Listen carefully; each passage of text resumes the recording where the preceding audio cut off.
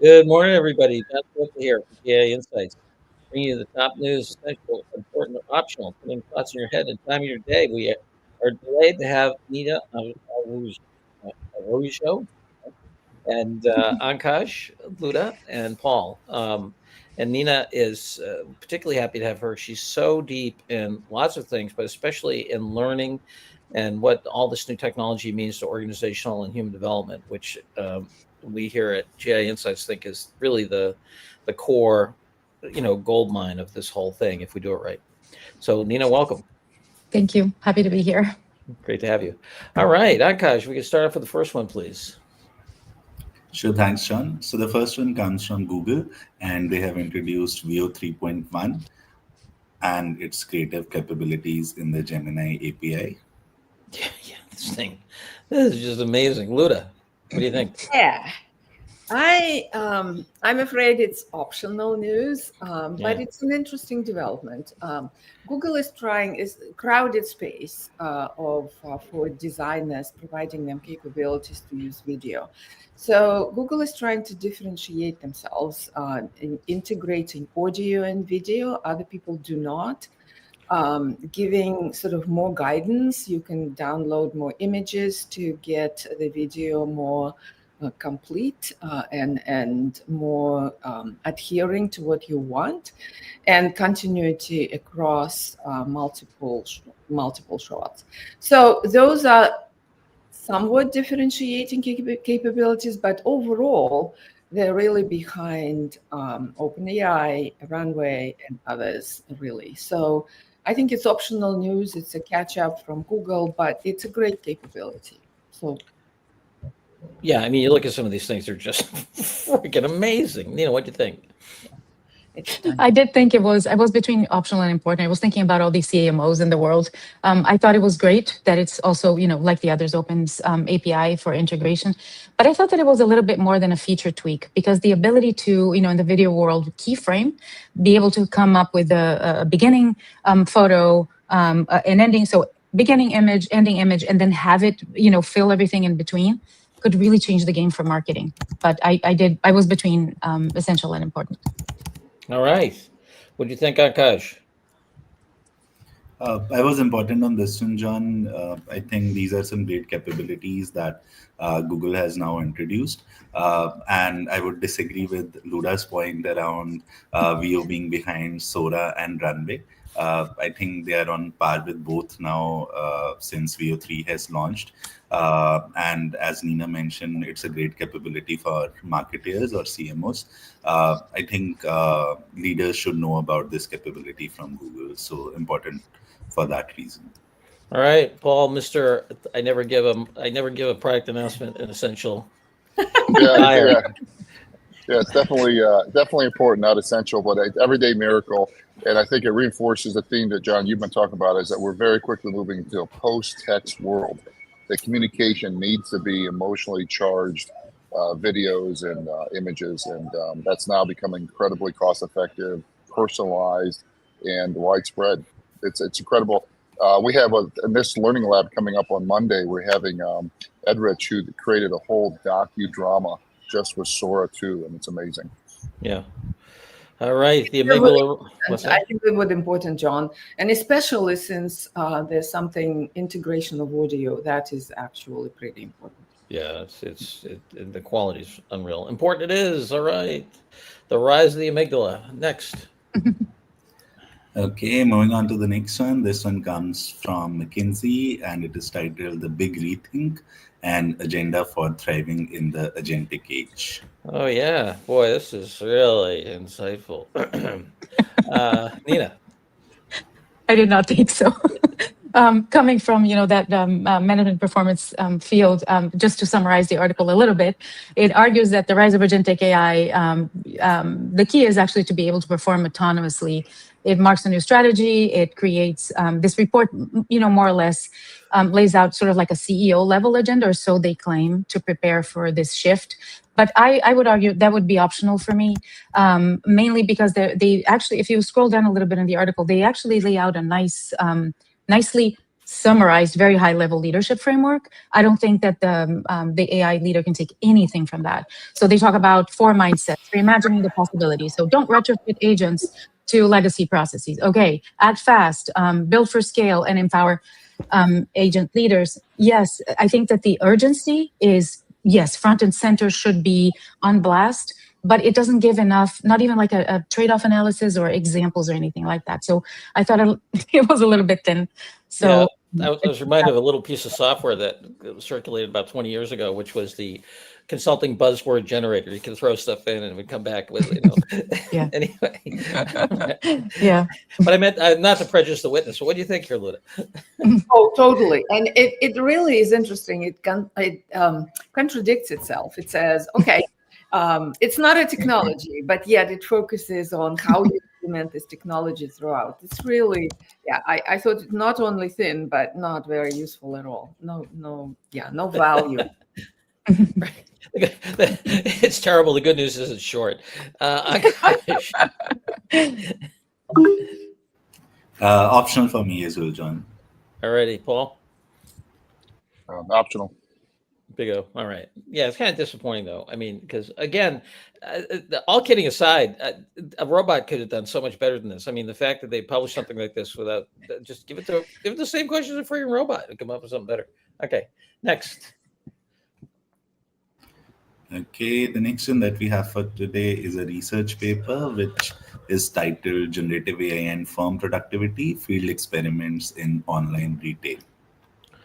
Yeah, I have this one. What a great piece of research. Absolutely essential. Shows that, there's a very, very well done study, unlike our friends over at MIT with their 95% study. But and I'll stop bashing on that probably in a year or two.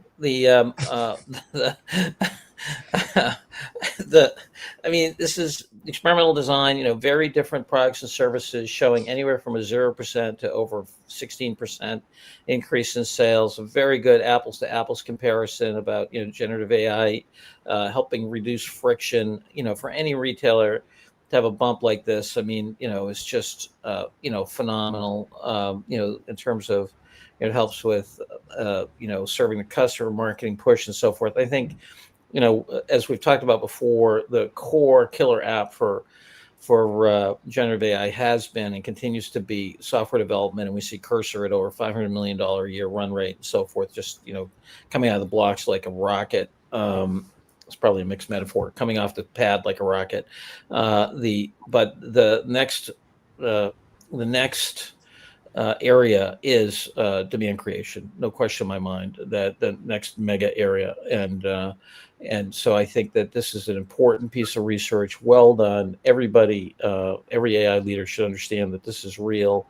And the most important thing to remember is that, if you just step back for a second and think about technology adoption, don't look at the averages. The early adopters, if they're getting advantage or moving ahead faster, and especially, as I'm sure Nina could attest to, if you get on a different learning curve, then you're competing on the calculus, not the algebra. You're competing on the speed of learning and the speed of improvement, which means that you can't, if it's an organizational capability, you can't just go buy it and catch up. And I think Mr. Zuckerberg's going to find that out.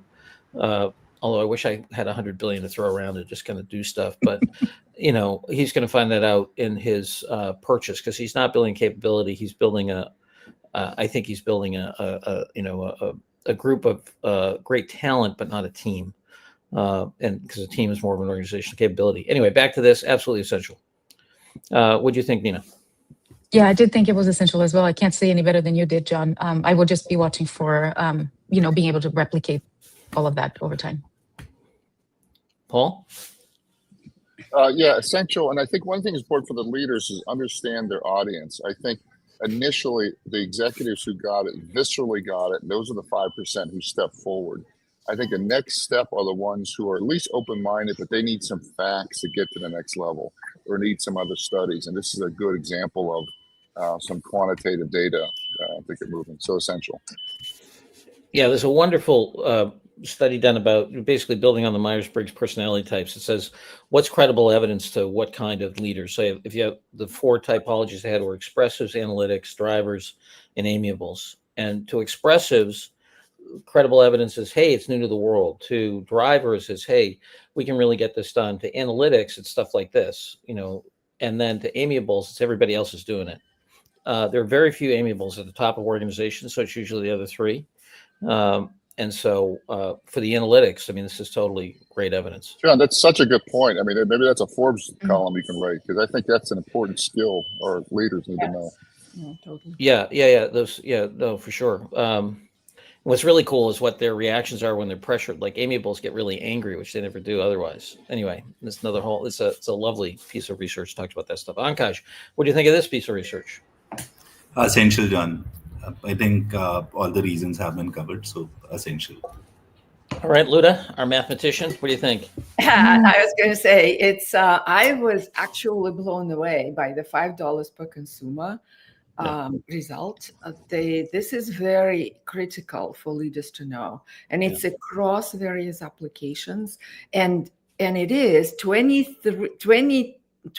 to 23 to 24. So it's all the technology that they use to do this stuff, right? Yep. And yet they've gotten quite a significant uptick in revenue. So I actually think it's essential square. So this is very, very important. Yes. Even though a longer one, but it is important in how they set it up, how they focused on demand, how they isolated the results from like all the other noise, that it's very clear that it's GenAI impact. So yes. I think this is essential square. Yes, essential it is. It makes my heart warm to see that Columbia and true scientific method ain't dead, despite agree. Despite its attackers. Let's not go there. Yeah, well, whatever. Okay, next. Okay, moving on to the next one. This one comes from Claude, and it's a case study about how Isentire scales allied cybersecurity expertise with Claude in Amazon Bedrock. I don't know about you guys. Do you have this image of like Claude management meetings with like wine and cheese and kind of hanging out? Anyway, what do you think here, Luda? Yeah, we should participate and tell them that their use cases are great, except for the middle of how they did it. Right. They're great. The use cases are great, except that they're useless. Yeah. No, so this is, I like the case. It's a very critical area for everyone, cybersecurity. It's about a firm that is doing it in 80 countries around the globe. So they demonstrated with Claude and Amazon Bedrock the implementation of like agent application, multi-agent applications to get all of that done with agents, right? And put all of the expertise, or so they claim, into the application to help sort out the incidents very quickly. And then now they are selling this platform and got incremental revenue. But so I was on the between optional and important, ended up in important because it's such a big area. Mm-hmm. It's a great match between Amazon Bedrock and the enterprise security, and Claude pushing on all the buttons on getting the expertise done right in agent orchestration. So I think it's an important use case. All right. So we're going to important here. What do you think, Paul? Important, yes. Good discussion. And they continue to do a really good job of publishing stuff. So kudos on that. Nina? Yeah, same. Important. Nice win for the three of them, in fact. Yeah. Akash. Important, John. While it doesn't sort of meet the AWS case study standards, but yeah, these results that they have given on the top, they convince me to go important. Yeah, interesting. And I think this whole notion of using AI at the gate, is going to be a critical part of like the robots are going to be defending against the robots, and this whole notion of how you do the integration and speed. And the reallocation of thinking responsibilities, actually, I think is going to get bigger and bigger. All right, important it is. Akash, next, please. Okay, the next one comes from Google Cloud, and it is titled Inside the AI Powered Assistant, which is helping doctors work faster and better at Seattle Children's Hospital. Yeah, what'd you think here, Nina? I actually rated it as an important. It was between important and essential. This has been done in Boston Children's Hospital, a large ish system as well. And just to summarize the article a little bit, Seattle Children's also span 47 satellite sites. So that's important to keep in mind too. Yeah. They partnered with Google Cloud to develop what they call the Pathway Assistant. And what that helps is it streamlines the number of specialists and all of the reporting and input from other doctors into the health charts for and imaging, especially for children, minor patients. One of the things that really stood out to me is that it's important to know that the tool explicitly positioned this not as a decision-making tool, but really as an information finding assistant. But it will expedite, the entire life cycle of a patient. And so for that reason, I thought it was at a minimum important. All righty. Minimum important. What do you think, Akash?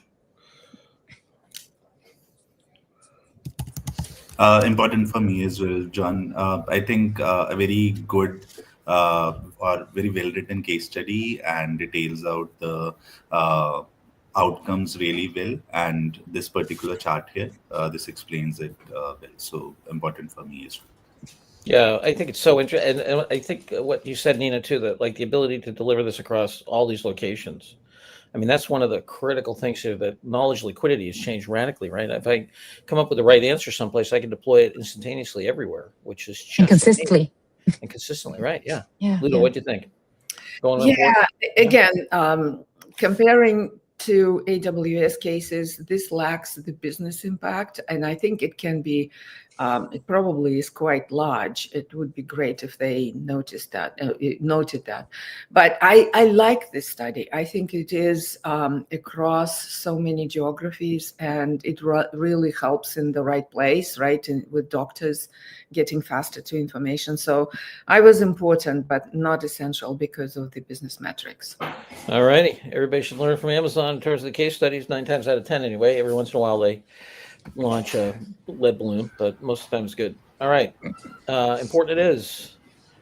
Yeah, and John, before we move on, I think it's another good indication that, historically we've never seen or rarely seen hospitals and clinicians pick up technology adoption. And I think the reality is there's so much pressure for minutes over there. There's so much burnout that they are, barreling through all the organizational inertia to test these new technologies, and incredibly powerful. Yeah, well, I think there's a imagination issue, there's a macro issue, and there's a micro issue. The macro issue, Paul, you and I were at that conference in San Francisco a couple of years ago at the VentureBeat conference, and one of the presenters, a doctor from Stanford, was made a lovely macroeconomic case. He said, look, if you look at the productivity by any normal productivity measures in healthcare, it's been going down, and the best technologies generally go to big areas that have lousy productivity. So at the macro level, the healthcare's got to get more productive, right? Then at the micro level, in terms of, what you're saying, the doctor burnout and so forth, the studies by the AMA have shown that, administrative burden is the thing that's driving physicians out of the practice, right? And, the ability for AI to help with administrative burden and so forth. And then if you look at the open evidence adoption, if you know this product, open evidence, like the majority of doctors using open evidence now, which is an AI tool to help you understand all the new science that's relevant to you, right? And then in terms of imagination, can we imagine a future 2030 and beyond in which we don't have AI supporting doctors? I just can't see a future where that's not the case. You know what I mean? So anyway, I think it's, this is at the macro, micro, and, actual imagination level. I think this is a trend that's going to be central to humankind. Anyway, Akash, next and last, please.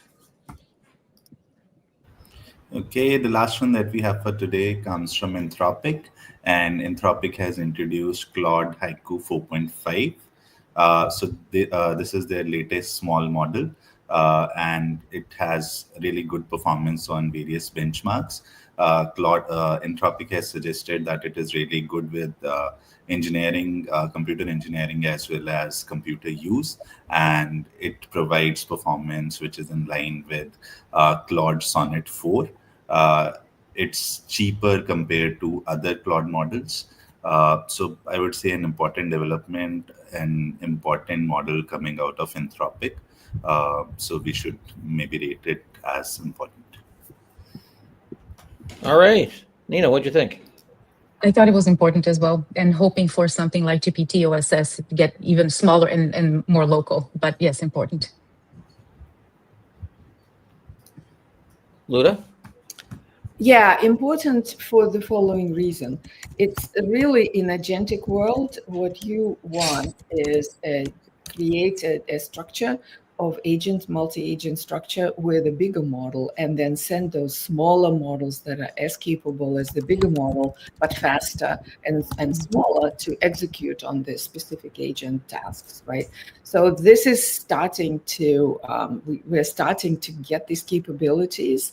And with that particular model, it certainly is going to make it much more powerful to create agent systems. So yeah, important. And Paul, where are you on this? You probably guess where I am. I'm optional. I mean, this is a product announcement. It's everyday miracle. The AI leaders should be expecting exponential change from every single leading frontier model out there. And this is another incremental improvement there. So if you're using these models, great. This is not enough probably to switch over to this model. And it should now be notable news if these models aren't improving this fast. That's a very good point, Paul. Yes. Very good. Somebody has the chalk. Yeah. I think I went to ChatGPT and asked it to write I think it's kind of a haiku of an article, because it's a very small article. And so I asked it to write a haiku about the article, and it came back with cost slashed, speed soared, 90% leap in code, tokens hum for less, which is not bad for a robot. Anyway, so there you go. But it's optional. You're all welcome to my haiku if you want, or our haiku, I guess, me and ChatGPT. Yeah, definitely going optional. Sorry, folks, no democracy this afternoon or this morning, whatever it is. We are going dictatorially optional. All right, Ankash, if you could do the total. And then in terms of announcements, I just have one. I've got a Forbes article dropping in about an hour or two that talks about the ChatGPT Walmart team up. I think that is a huge issue. You have to remember that Walmart as a company has the revenues of over 680 billion. That's the size of the GDP of Argentina. ChatGPT sees over 700 million people a week. The flow, in terms of the flow of data, in terms of preferences and understanding and so forth. And when you look at it strategically, whoever's first in the demand chain, that's the power of Google, right? That somebody's looking for something even before they buy it. This whole thing about understanding the context and the modeling of consumer behavior that's going to come out of this. Can you imagine? I mean, the whole conversations, comparison, timing, the mathematical models of consumer cognition are already very, very strong, and the social cognition that happens, and this is just going to take it another whole level. Anyway, so and John, just to amplify that, two other things. So one, we've already seen some early studies that saying that the consumer is spending double the amount of time on the chatbots before they go to a website, unlike search where they go through a few seconds ago. And then second thing is that buy button is going to be inside of ChatGPT. So we're going from search engines to answer engines to task engines, which is something of a buy engine, and hugely influential. Yeah, I think so. Yeah, and I also think that people's basic mindset that you're going to have one agent that's going to go out and do stuff is wrong. I think we're all going to have a posse of agents, and we'll also have people who will make agents for you. I mean, if you think, BCG, actually had a wonderful segmentation they did years ago for financial services that talked about self-directed investors, ones that like to share it, that want advice, but they also want to be involved, and they have delegators, right? I think we're going to, in this world, I think the early adopters are going to be in the middle. It's going to be, people who are going to be talking with the robots and different ones and so forth. Over time, I think as the majority of people start adopting it, you'll have people who will create those interactions. That's just those interactions. So people will be manufacturing agents to help people, I think. And I think it's going to be more of a posse kind of thing than anything else. And my guess is it will start really deep in crime and porn. You can already do, attacks as a service kind of a thing. And I think you're going to have malicious agents as a service, and you're going to have weirdo sex things as a service, right? And those will kind of push the envelope, and then those will start to get into normal corporate life. Anyway, it's going to be interesting. All right. Any other big announcements? Anything? All right. Well, Nina, thank you so much for joining us. Luda, as always. Thank you. Paul, Ankash. Here we have one essential real science happening. Although, as Marvin Minsky once said, any science that has to have science in its name is not a science. So social science. Anyway, social science lives, and more to come. A few importance here and two optionals. See you all tomorrow. Bye-bye.